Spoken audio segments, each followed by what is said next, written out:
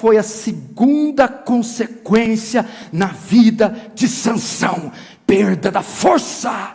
Nós encontramos igrejas inteiras fracas, ministros fracos, crentes fracos que tropeçam em uma mísera tentação, crentes que não vencem provações, sucumbem diante da prova, desviam-se da fé, divorciam-se dos seus pares, filhos vão às drogas, crentes que não têm bravura, intrepidez, coragem. O inferno tripudia sobre estes, dá uma surra.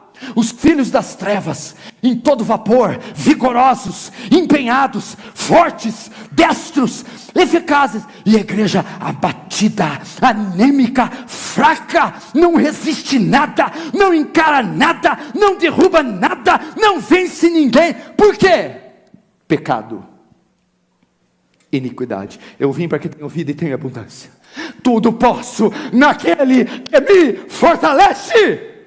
Caiu 1000 ao meu lado, 10.000 à minha direita, e tu não serás atingido. Cadê isso? Com iniquidade, isso tudo é anulado. Onde está a força, meu irmão?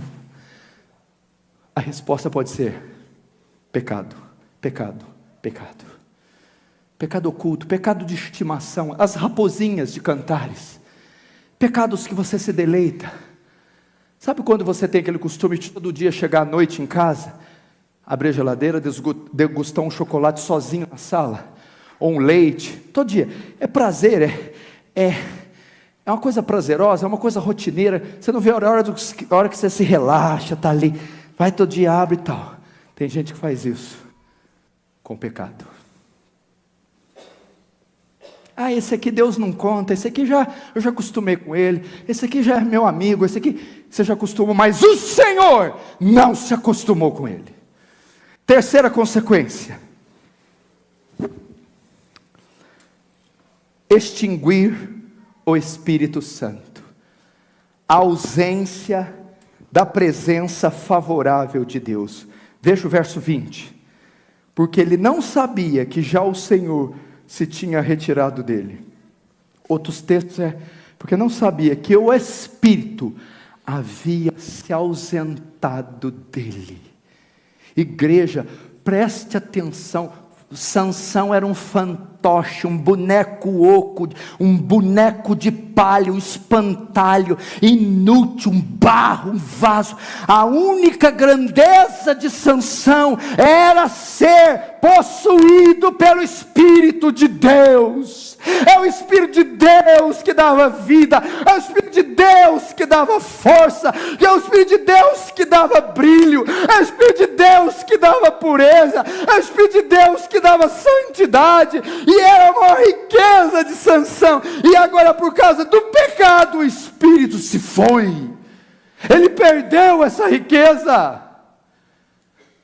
Ele não sabia que o Espírito já havia se ausentado. Essa é a maior e mais trágica consequência do pecado. O senhor está me dizendo que um crente verdadeiro pode perder o Espírito Santo? Não, ele não pode, impossível. Ele está selado para a redenção, não pode. Não, então o que aconteceu com Sansão aqui? Aconteceu o que está em 1 Tessalonicenses 5,19. Não extinguais, abafais, apagueis o Espírito Santo. Significa que o pecado pode extinguir a força do Espírito Santo, o poder mortificador da carne, a unção que dá a capacidade ministerial, a força para vencer a tentação, a força para vencer o diabo, a força para combater o combate. Esta pode minguar, essa pode se esvair, se exaurir, sumir.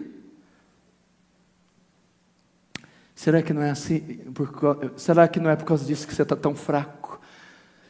Prega, não acontece nada. Ora, aquele ranço horroroso. Não sente a presença de Deus.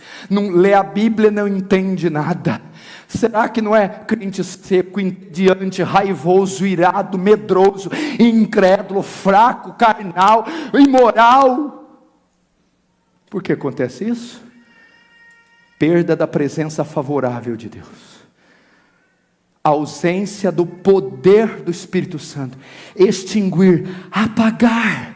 Davi experimentou isso. Davi sabia isso quando pecou com Batseba.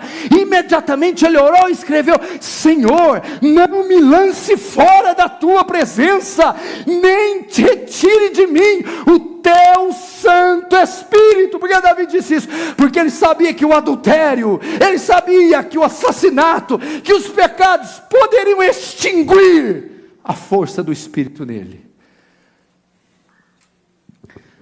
Será que você não está assim? Andando na carne. O que somos nós sem a força do Espírito, irmão? O que é você sem o poder do Espírito para nos guiar, para nos policiar, para nos advertir? Sem a presença de Deus estamos mortos, estamos entregues à sorte, ao mundo, aos desejos da carne. Veja só algumas consequências de o Espírito estar extinguindo. Sabe qual? Primeiro, Romanos 8,13. Se pelo Espírito mortificar as obras da carne, viverei. Sem o Espírito você não refreia o poder da carne, o poder do pecado.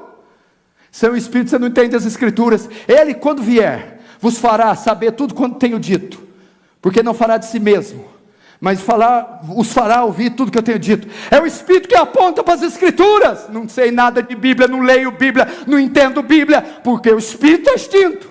Não mortificar a carne, sou sensual, imoral, iracundo, vaidoso, orgulhoso, avarento. Por quê? Porque quem mortifica a carne é o Espírito. A minha pregação não tem esse, por quê? Quando ele vier, convencerá o homem do pecado, da justiça e do juízo. Por isso que pregações secas, mortas, vazias, sem efeito nenhum, porque o Espírito é quem convence. E poderíamos elencar aqui uma série de fatores que o Espírito Santo pode. Para orar, não consigo orar? Claro que você não pode. Você não sabe orar como convém. Mas o Espírito nos assiste, nos ajuda em nossas fraquezas, com gemidos inexprimíveis. O Espírito que nos ensina a orar, porque não sabemos, não pode nos ensinar, porque ele foi abafado, extinto, e porque ele foi consequência do pecado. Agora vem uma coisa, pastor, eu conheço uma série de crentes que está em pecado. Quantos cristãos dentro da igreja não estão em pecado? Quantos ministérios de louvor, da palavra não estão em pecado? Quantas igrejas inteiras não têm seus alicerces fundamentados no pecado? Mas elas ainda prevalecem, ainda funcionam normalmente. Entretanto, elas estão operando na carne, elas estão pregando na carne, elas estão ministrando na carne. Tem instrumento, tem teclado, tem louvor, tem dízimo, tem oferta, tem tempo, tem tudo, mas não tem o Espírito Santo. Por que não tem? Porque edificaram seus fundamentos na iniquidade. Agora sabe o que é interessante aqui, pastor Erival?